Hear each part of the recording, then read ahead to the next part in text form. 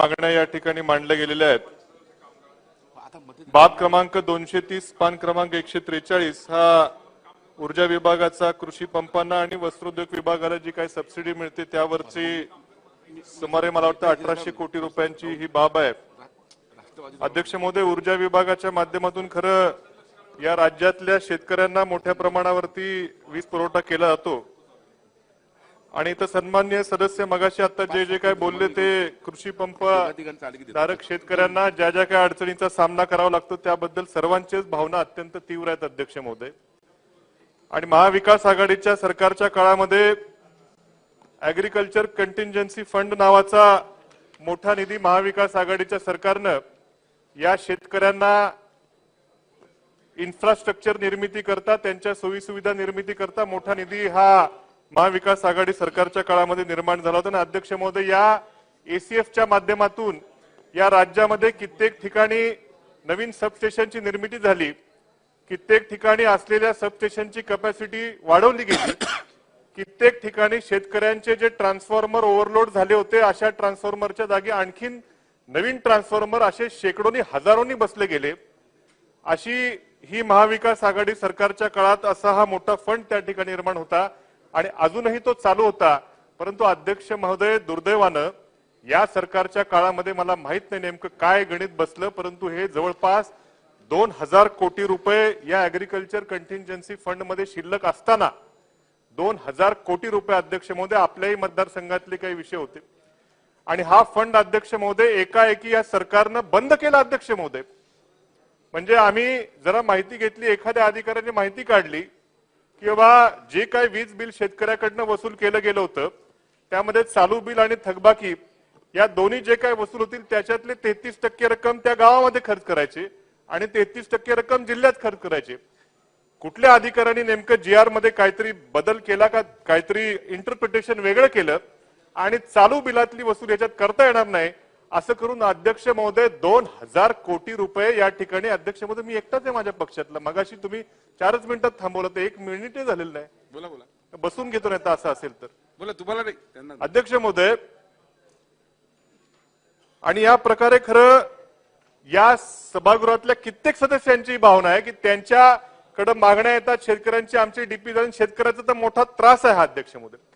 एक तर माझं प्रपोजल एका ट्रान्सफॉर्मर होतं, आमच्या आरडगाव मधलं एक ट्रान्सफॉर्मरचं प्रपोजल अक्षरशः एसीच्या सहीला गेलं, दुसऱ्या दिवशी ट्रान्सफॉर्मर मंजूर होणार, एसी म्हणाले की योजनाच बंद झाली। आणि अध्यक्ष महोदय, मागच्याही अधिवेशनामध्ये मी या चर्चेमधून हे सांगितलं की एसीएफ फंड आपण चालू करा, 2000 कोटी रुपये जे कमीत कमी आतापर्यंत जे शेतकऱ्यांनी भरले त्याचं तरी द्या, पुढचं नंतर नका घेऊ, मोठी शेतकऱ्यांची कामं या माध्यमातून होतील। परंतु अध्यक्ष महोदय, कुठल्याही प्रकारचं त्याच्यावरती मागच्या अधिवेशनात चर्चा होऊन देखील काहीही कार्यवाही झालेली नाही।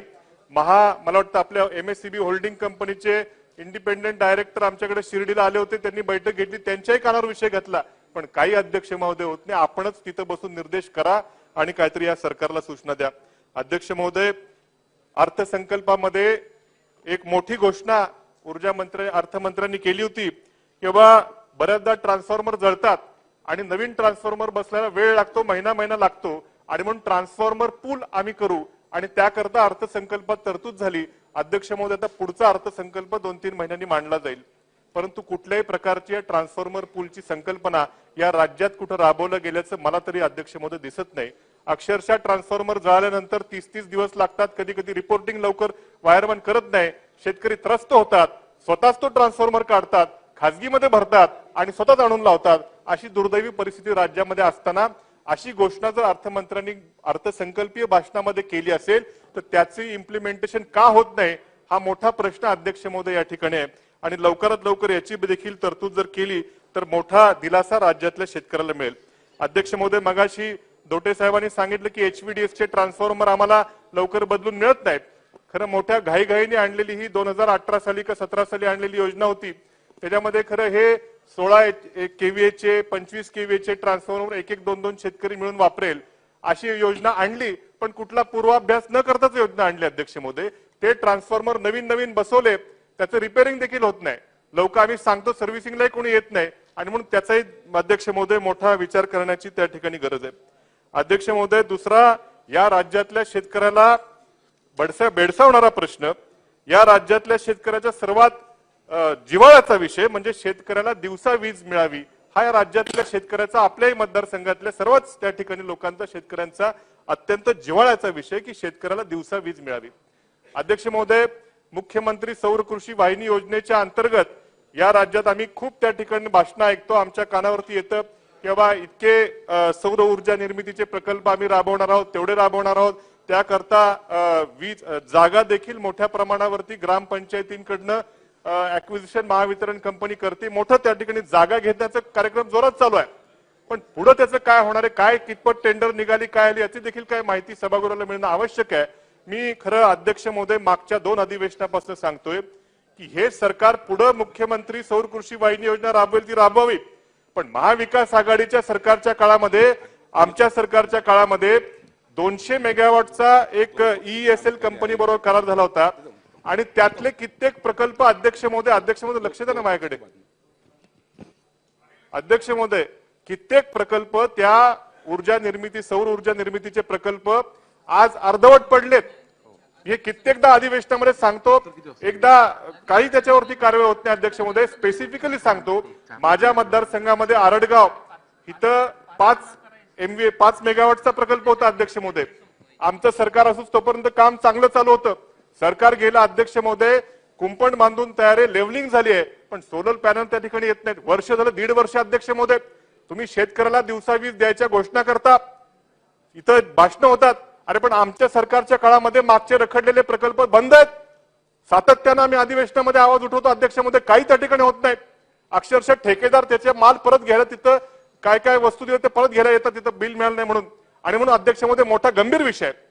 पुढे 2025-26 मध्ये काय मिळेल ते मिळेल, पण मागचे जे प्रकल्प अर्धवट राहिले मध्ये त्याच्यामध्ये सरकार अजिबात गंभीर नाही. अध्यक्ष महोदय गेल्या 2 अधिवेशनामध्ये सातत्याने मी हा मुद्दा मांडतोय आणि म्हणून या दिवसा वीज देण्याच्या ह्याच्यामध्ये हे सरकार अजिबात गंभीर नाही, नुसत्या घोषणा चालू आहेत. अध्यक्ष महोदय वास्तविक पाहता मुख्यमंत्री सौर कृषी वाहिनी योजनेच्या माध्यमातून 2025-26 पर्यंत करू असं सगळं म्हणतात, पण ती योजना खूप स्लो आहे. किती लोक इन्व्हेस्टर येतील त्याचाही माहित नाही, त्यामुळे ती तर चालू द्यावीच, परंतु त्या जोडीला अध्यक्ष महोदय राज्य सरकारने 2-4 हजार कोटी रुपये खर्च करावेत. कदाचित आपल्या जाहिरातीवरचा खर्च थोडा कमी करावा, पण मात्र जर महावितरणला जर काही अनुदान दिलं तर आता अध्यक्ष महोदय काय विजेचा विषय तर तुम्ही बेल आमच्या पक्षाचं मी एकटाच आता इथं नव्हते. तुम्हाला राज्यमंत्रीच नाही, तुम्हाला राज्यमंत्रीच नाहीत अधिकार वाटायला, जाऊ देता का. त्यामुळे अध्यक्ष महोदय अध्यक्ष महोदय मोठा विषय त्या ठिकाणी सेन्सिटिव्ह आहे. या मुख्यमंत्री सौर ऊर्जा वाहिनीच्या व्यतिरिक्त महावितरणला शासनानं पैसे देऊन आता एका दिवसात आपण लगेच त्या ठिकाणी दिवसा वीज त्या ठिकाणी देण्याचं देखील करावं. आणि प्रिव्हेंटिव्ह मेंटेनन्सचा अध्यक्ष महोदय इथं आमदारांनी विषय काढला. एक धक्कादायक मला जी माहिती मिळाली अध्यक्ष महोदय की प्रिव्हेंटिव्ह मेंटेनन्स करता 0 रुपये तरतूद आहे. 1ही रुपयाची तरतूद महावितरणनी यंदाच्या वर्षी प्रिव्हेंटिव्ह मेंटेनन्सला केलेली नाही अशी माहिती आम्हाला त्या ठिकाणी मिळालेली आहे. खोटी असावी असं वाटतं, पण खरं असेल तर दुर्दैवी बाब आहे. अध्यक्ष महोदय कित्येक ठिकाणी आमच्याकडे तर माझ्या मतदारसंघामध्ये मुळा प्रवरा वीज सहकारी सोसायटी होती, त्यांनी बसवलेल्या तारा अजून आहेत आणि 70 साली बसवलेल्या तारा आहेत. अध्यक्ष महोदय काही तुटतात, ऊस जळतो, अपघात होतात काही, आणि अशा गोष्टीवर जर आपण 0 प्रयोजन करणार असतो तर ही मोठी गंभीर बाब आहे. सरकारचं महावितरण कंपनीकडे काय लक्ष आहे का नाही अध्यक्ष महोदय, याची गंभीर दखल सरकारनं त्या ठिकाणी घ्यावी.